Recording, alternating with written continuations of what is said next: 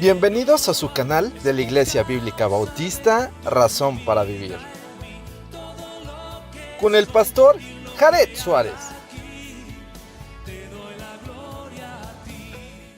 Bienvenidos a su canal de la Iglesia Bíblica Bautista, Razón para Vivir. Me da mucho gusto que nuevamente estemos juntos estudiando la palabra de nuestro Dios, y quiero invitarles a que puedan ver también en sus Biblias los textos, aunque lo tenemos en pantalla, pero para que usted pueda corroborar que verdaderamente está allí en su Biblia. Vamos a leer los versículos 15 al 22, vamos a analizarlos.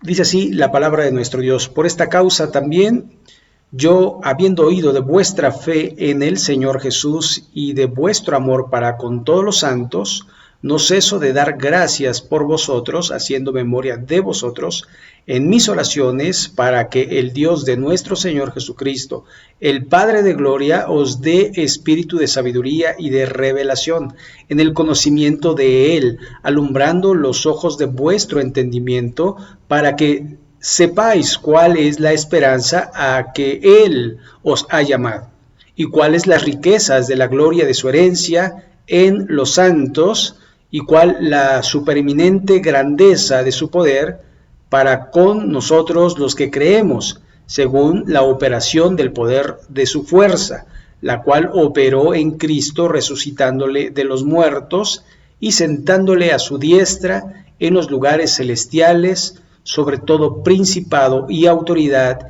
y poder y señorío, y sobre todo nombre que se nombra, no solo en este siglo, sino también en el venidero, y sometió todas las cosas bajo sus pies, y le dio por cabeza sobre todas las cosas a la iglesia, la cual es su cuerpo, la plenitud de aquel que todo lo llena en todo. Muy bien, pues vamos a orar. Señor y Padre nuestro, gracias por tu palabra, porque en ella encontramos nuestra guía, encontramos nuestro instructivo. Te rogamos que podamos hacer caso y podamos, Señor, de alguna manera confiar que solo tú eres el camino, y solo tú eres la verdad, y solo tú eres el único que puede dar vida y vida eterna. Señor, bendice este tiempo, bendice a todas las personas que lo escuchan, en el nombre de Jesús. Amén. Muy bien. Dice entonces el apóstol Pablo, siguiendo con este tema de Efesios, capítulo 1, dice: por esta causa también yo, habiendo oído de vuestra fe en el Señor Jesús y de vuestro amor para con todos los santos, no ceso de dar gracias por vosotros, haciendo memoria de vosotros en mis oraciones. Y es que de alguna manera estimula ver que gente esté creciendo en la fe, que esté creciendo en la gracia, que de alguna manera Dios esté obrando en su vida de tal forma que se pueda palpar, se pueda ver una persona que cambia su forma de hablar, su forma de ser, su forma de hacer las cosas, y se muestra pues interesado en la Biblia, en la memorización, en la lectura, en el hablar a otros de Cristo, y de alguna forma poder crecer en esa gracia. De alguna manera trae ese sentir que lleva a dar gracias a Dios por esas personas. Y es una de las cosas que nosotros hacemos, dar gracias a Dios, porque no somos nosotros, sino es Dios el que hace la obra, como instrumentos, sí, quizás nosotros, pero Dios es el que hace la obra. Verso 17, para que el Dios de nuestro Señor Jesucristo, el Padre de gloria, os dé espíritu de sabiduría y de revelación en el conocimiento de Él. Entonces, continúa. No solamente es tener fe, no solamente es mostrar crecimiento, sino seguir creciendo. Y para ello necesitamos la sabiduría de Dios y la revelación de Dios para poder comprender y entender bien la palabra de Dios, para que uno se pueda convertir en un dador de la palabra y correcta y con la sana doctrina. ¿Por qué? Porque muchos se desvían en ese proceso, empiezan bien. De hecho, a los Gálatas les dice el apóstol Pablo: corríais bien. ¿Quién os fascinó? ¿Quién les mostró otro camino si solo hay un camino, ¿no? Entonces, es interesante que nosotros somos de alguna forma repetidores de lo que Dios dijo. No es lo que yo creo, no es lo que yo siento, no es mi experiencia, sino lo que dice la palabra de Dios. Entonces somos comunicadores de la palabra de Dios, y eso es sumamente importante, porque también el apóstol Pablo dice: mas si yo o un ángel del cielo os predicar un evangelio diferente, el tal sea anatema. Y por eso vemos que dentro de la religión, digo religión, aunque yo no creo en la religión, encontramos diferentes denominaciones porque a gente le pareció, pero la Biblia dice lo que dice. Y nosotros nos basamos mucho en la doctrina de los apóstoles. Nos basamos completamente en lo que dice la Biblia y no en lo que dicen los hombres, ¿no? Algunos dicen: no, hay que usar este tipo de vestuario, hay que usar así. No, la Biblia, ¿qué dice respecto a eso? Y la Biblia habla de decoro, habla de santidad, habla de paciencia, de amor, de benignidad, y no habla tanto de las cosas exteriores, ¿ok? Entonces, esto es importante, recibir la sabiduría y la revelación de Dios. Verso 18, alumbrando los ojos de vuestro entendimiento para que sepáis cuál es la esperanza a que Él os ha llamado. Y esto es en el sentido literal a cada uno, es decir, encuentra tu propósito por el cual Dios te llamó.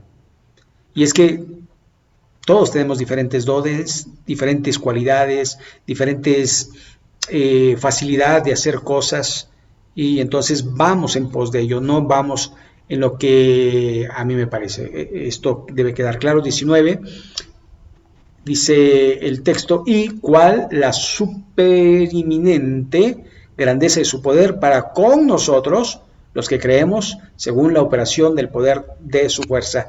El experimentar el poder de Dios, porque Dios sigue haciendo milagros, porque Dios sigue manifestándose, porque Dios sigue de alguna manera obrando de tal manera que nosotros nos maravillamos por lo que Él hace, como Él provee, como Él protege, como Él hace que las cosas sucedan.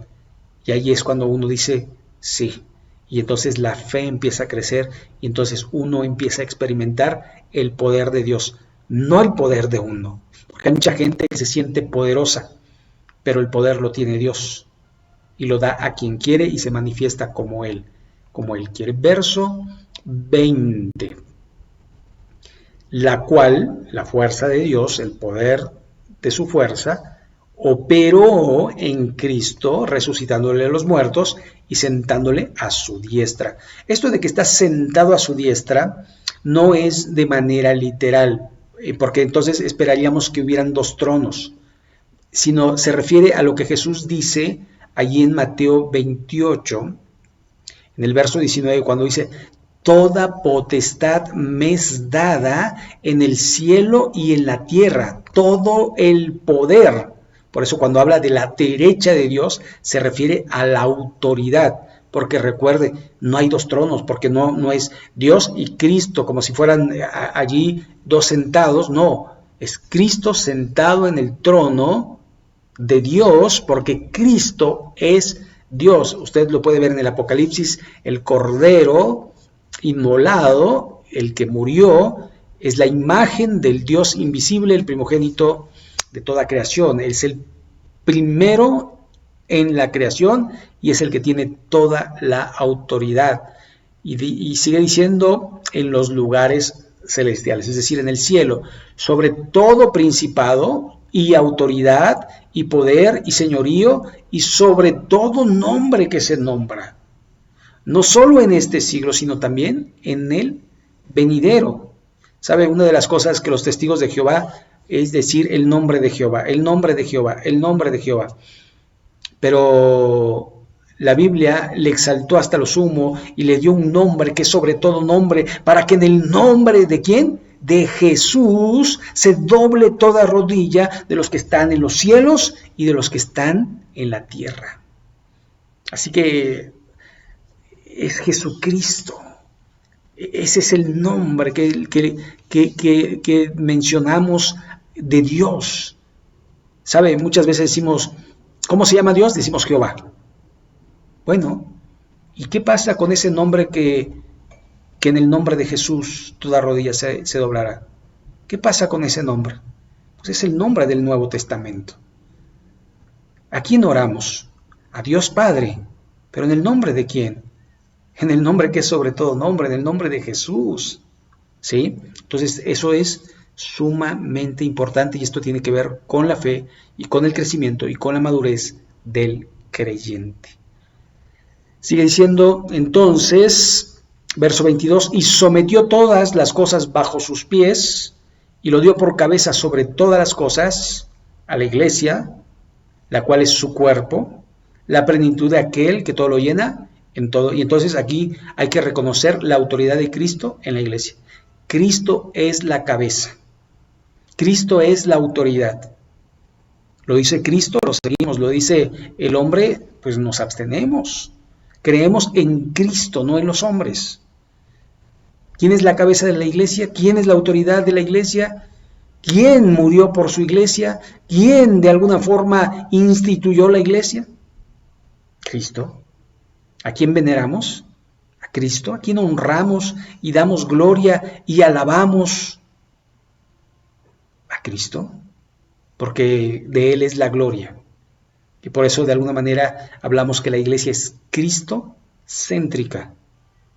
No hay repartición de gloria, porque gloria solo hay una y le pertenece a Dios, y Cristo es Dios, y Él de eso está hablando. Por eso habla de tantas cosas que plenitud, habla de la fuerza, habla del principado, habla de la autoridad, habla, ¿verdad?, allí de señorío y demás, pero se refiere a lo que Cristo es y hace en estos tiempos. Por eso la gloria es para Cristo.